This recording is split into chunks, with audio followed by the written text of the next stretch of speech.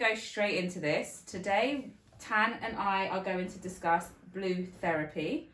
I know a lot of you guys have been watching it on YouTube and kind of back and forth on Twitter, on Insta and things like that. So yeah, let's just get into it. What do you think? Hold on.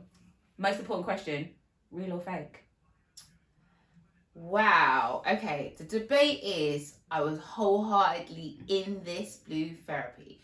My son kind of showed me the thing from the first episode, and I sat there kind of hooked, watched first, second one all in one go. And I'm a bit disheartened to hear that it might all be actors and fake this and that, because I thought it was going to try and give us some sort of insight into couples going to therapy. Yeah. And I'm just a bit, if this is really fake, obviously I can't be surprised by it's fake. We live in a fake society anyway. But I'm a bit disheartened because I wanted it to help our community. Yeah. I wanted it to be something that saw therapy as a positive. Yeah, that was kind of an encouragement as a tool, because we as a community, we know as a nation, as a people, like we tend to shy away from therapy. We tend to shy away from opening up, doing kind of couples therapy and things like this. Just like yourself, I thought it was going to be a doorway into encouraging other people to kind of open up, to speak, to seek therapy before kind of just ending situations, or if you're hitting a kind of rocky road and things like this. Like yourself, I originally went into it thinking, this is all real. I was rooting for both couples, all four of them. I'm on the mindset now that it's more scripted. And when I say fake, we know that these traits, these personality traits, narcissism, insensitivity, toxicity, they do exist in the real world. Yeah, but are these actors? Exactly. So I'm on the side of where I'm thinking that it's more scripted, to be honest with you. I think, I don't know, I want it to be real so bad, but I know it's fake. Yeah. But for the purpose of today, we're going to just look at it probably how I initially went into it, looking at it as these, even if they're like case studies then, and we look at it like that, I suppose we can just voice our opinion on them as case studies. Definitely. Because actually how emotionally invested I became after the first episode, I was like, really like, oh my God, he treats her like this and he treats her like that. And for the other couple with Jamal, I was like, that's someone's husband. Let him go, rooting for him. And I was really kind of invested and actually spoke about it with people who had watched it close to me. And then now it might be fake. Okay, it's just like anything else that we're watching on TV, which you can't really get behind it or use it as an example, as a point of reference then for what other people might be encountering in their relationships, new or old, young, whatever. So I think we have to look at it as like, it's not real. The amount of people who've gone in and said they know these people or things like that. But it has been a good topic of conversation. And like I said, the same thing, going back to what I said to the traits, as you said, if we look at this as kind of like a canvas then, as in this is what's going on, this is what potentially could go on in couples. I think the fact that we've reached episode 5, I'd like to see a lot more solutions. I know they've only had, I think as you said, you broke it down, it's more or less 2 sessions, because the first 4 episodes was actually one whole therapy sessions that were broken down into 4. Episode 5 the next one. Until I got to number 3 and I thought, they were in the same clothes, like I didn't clock that. Why did I not clock that? Sorry, did any of you clock that they were wearing the same outfit in 1, 2, 3 and 4? Because how did I miss that? I don't know how I missed that. I think the word episode makes you think that it's broken up. But I think it was one session, their first session. God knows how much it is if you put all those times together. If they had a break in between or what have you. But I mean, even for example, the first couple that we were exposed to, Paul and Chema. Yeah. Initially, when he was, wasn't really interested in why he'd come into this therapy session. You mean when he was swearing at the therapist and saying that he paid for it? Like, what was that about? What are you going to do for us? Yeah. His attitude reminded me of a lot of people who I've encountered in my life, actually. A lot of people of that kind of age group who have their ego. They have a bravado that if you're a person who has more experience, i.e. an older person, you've seen this traits before. You've seen it in even children, young children. You've seen this, I am guarded because there's more damage here than I'm willing for anyone Basically, to they've put the find walls out. up. They've put the walls up to prevent And more although hurt. he was turned out well, just the fact that he talks about his earnings, the fact he talks about his clients, and he talks about all monetary value and gain and power within things that when you when you grow to understand, rich doesn't mean you have a big bank account. Yes. Like, who cares if you've got crypto? You know, like, who cares? Yeah. If you can't be a well-rounded person and bring value to your relationship, your family, who you go home to in the evening, you know, who you want to make a future with, if you can't bring value, that's your richness. If you're valuing your wealth and your richness on how much your clients earn, that's not what you earn, but what your clients earn, it just says so much about you. And even the way, the things that he was digging at his girlfriend for, the shortfalls that he reckons she has, I just thought, if you actually were confident in yourself, that wouldn't be something that reflected on you. That would be something you would try to improve about your partner, and encourage your partner to do it. But to put her down and to make her feel inadequate about things they eat, like, there's always ways to say things. I was surprised because he picks up on her weight. He had a few little digs about her weight, her being overweight in his eyes or bigger sort of size. To then find out that he used to be big himself. No, but you can tell someone who has so much issues with food, not just healthy.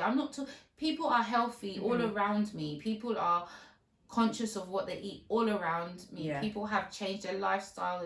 Like, the way in which he approached his attitude to her, even though he did not meet her like that. This is supposed to be a journey that they've both been on.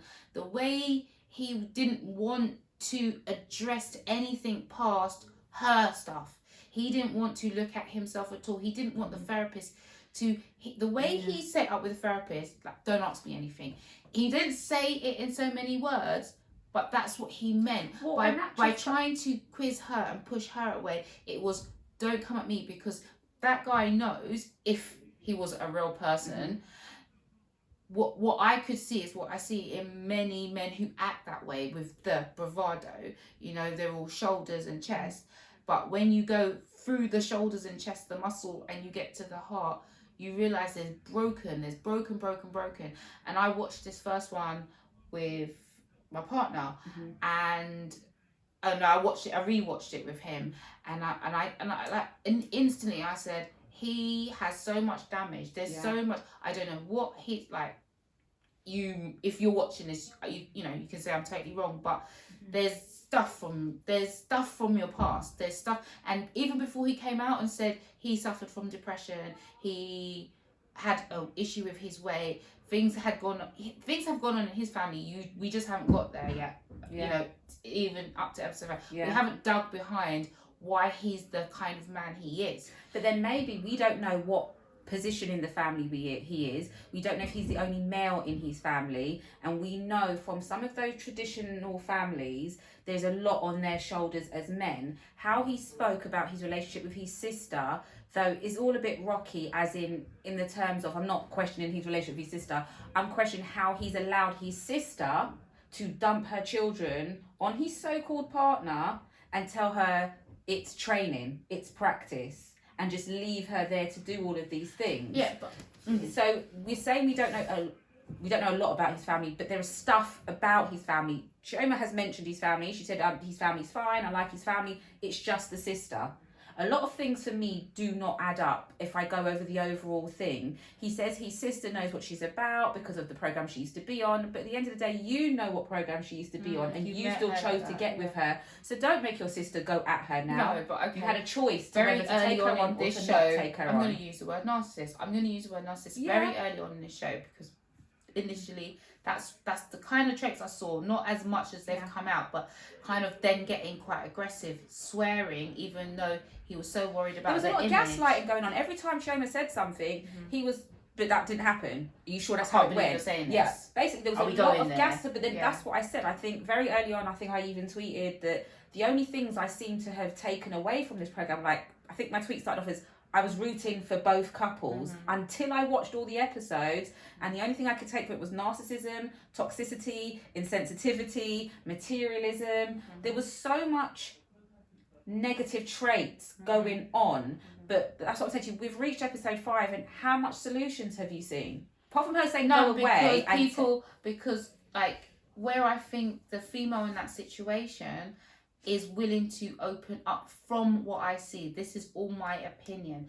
From what I can see, she's willing to put the cards on the table. She's been very explicit about her past relationships, about her sexual preference, sexual activity, you know, what she needs. She's been very explicit. She's put it on the table. Until he actually is honest, open, and puts it on the table, they're not going to have any solution. Because if he's guarded, if he's not actually speaking his truth, no matter what your truth is, you have to speak it in a relationship. Otherwise, you can never overcome things that you don't know about. And that's what's come to light with the other couple. And I'm sure with all these champagne clients taking people out, there's stuff that Paul has not disclosed. And if there's things to disclose, your partner is telling you they're this, and what they're doing for you, and if you can't disclose it, like, and I think what this has taught me is you follow your instinct. If you have feelings in your gut, or something's telling you something ain't right, then go with that. Like, you're second guessing yourself, trying to get someone, trying to believe you can trust someone, and even if you can't trust them and they've been open and honest and said what it is they're happening, what's on their mind, you know that they're not 100% there. That has also taught me to just follow what you think. Your intuition is mad. Like, it's so, that's what you need. That's all you need in all these situations. Because even when they first came, like from the first second, if you're watching this as a person who's had a relationship or has been in relationships, you could see that if this is their foundation, these are people who have been together one year and 3 years. Yeah. They haven't even got any investments together. Definitely. And the thing is, Paul thinks they have investments because it's all financial. He's become Chioma's team leader. He said we have every 28 days we have a couples review, and I look at her shortfalls and help her where she's falling short. Where's the love? Where's the passion?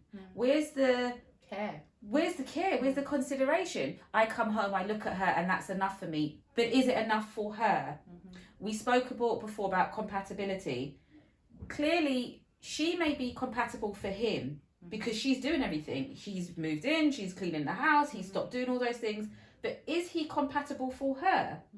I don't know. And even the stuff that he complains about, i.e. her IG account, she seems aware of how she will be portrayed. Even if she's still doing things that slip, you know, or blur the lines a bit, she's aware of how he will react to certain things. She's being quite considerate of how she puts herself out. But that's what makes me think that it's fake again. I say fake, I say scripted, because I don't want to say the word fake, because there are real life situations out there like this. Maybe not as exaggerated, but there are definitely real life cases out there.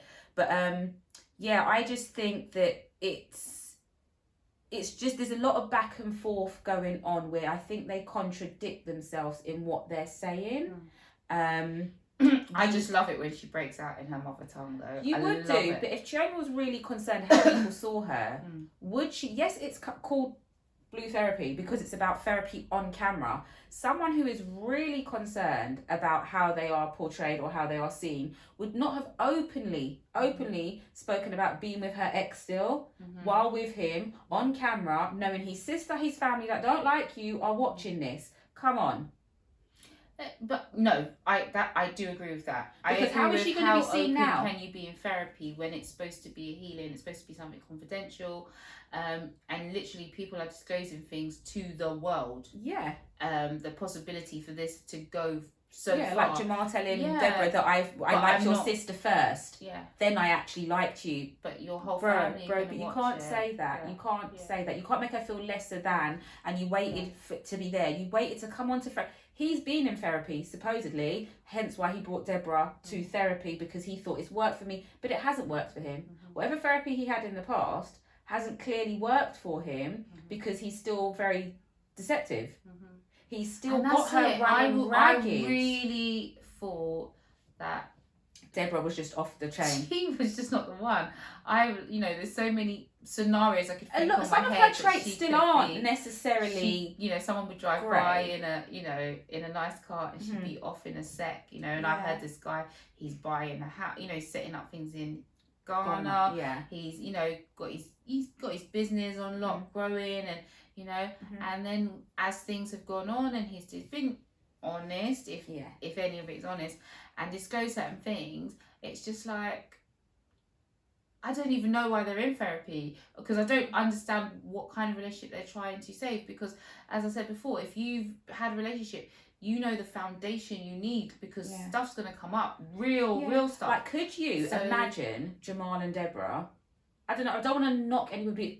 If they are a real couple, and with all of this toxicity going on, wanting to smash phones, needing locations, popping up and everything, now 5 years from now, add a child into that situation. Add a wedding, add a marriage. Add living with each other full time, as in Deborah. No way. Exactly. So as you said, this is the so-called foundation. This doesn't look like a very solid when foundation. When you look at the whole thing, when you see it in its entirety and the magnitude of what is happening, unfolding in front of you, it can't be real. Because if people are in relationships like this and they're bringing it to TV, it can't be. This must be for viewing. This must be for... And then I think also the calculated risk photo that circulated with Paul in the car, it was very timely. Why didn't this picture surface before? It was all very timed. I think that do you think they knew it was going to be this big? Do you think they've stopped filming before it got this big? Do you think how people have responded to it has made them, like this episode 5, for example? Do you think they caught on to how people were receiving it before the next episode, or do you think it was all recorded quite a while ago? Potentially it could have all been recorded before. Only going by what I've seen on Twitter, as in some of the actual participants of this sort of saying they no longer use Clubhouse. If you no longer use Clubhouse, then it must be an old recording. But for the most part, I just think I'm still erring on the side of I don't think this is real. But what I would like to say is still encourage people to talk, to open up, to hash problems out. Do not just easily walk away. Try and work through things. But as you said, go with your gut, go with your instinct. And therapy is still a good thing.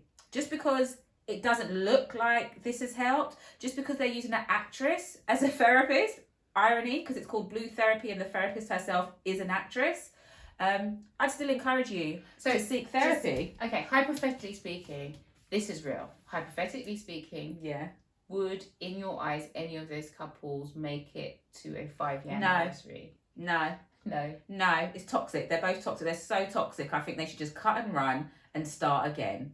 They're not valuing each other. There's sometimes you can have problems and issues in relationships, but when it's so toxic that it's kind of just over everything, it's too much. It's too much. I can't see Deborah ever letting up on Jamal, ever letting them go anywhere or do anything or breathe. Too much control. You can't choose someone, what they wear, who they speak to, where they go, when they go. We only got the tea. She still doesn't know. We got the tea at the end of episode 5. So Deborah still doesn't know. Thursday, I believe, at 8:00 on YouTube.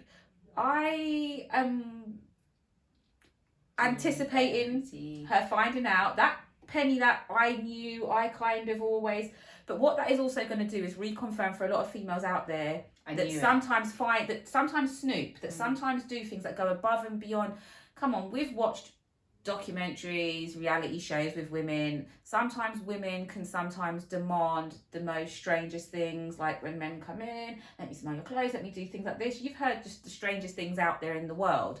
But you're now going to get those women saying, see? They're justified in doing that. Yeah. Oh, well, personally, I think if it comes to that level in your relationship where you need to be checking phones or wondering who's where, when, what, with whom. Going through pockets, smelling clothes, all that. Checking social medias. I think you already know. If there's no trust, there's nothing.